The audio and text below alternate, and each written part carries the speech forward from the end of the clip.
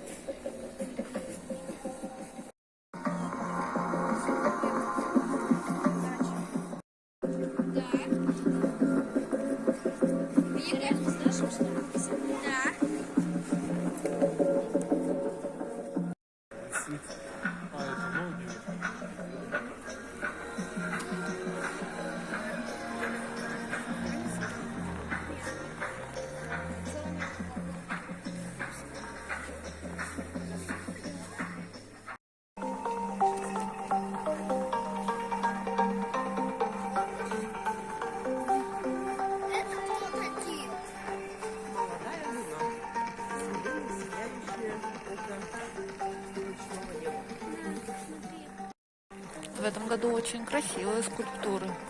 И даже нету с непонятными названиями.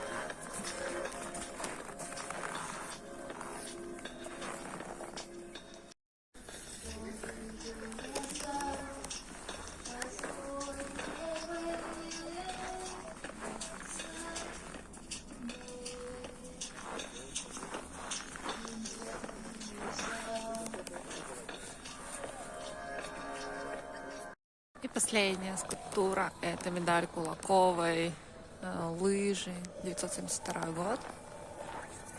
Все скульптурки там, а она одинокая.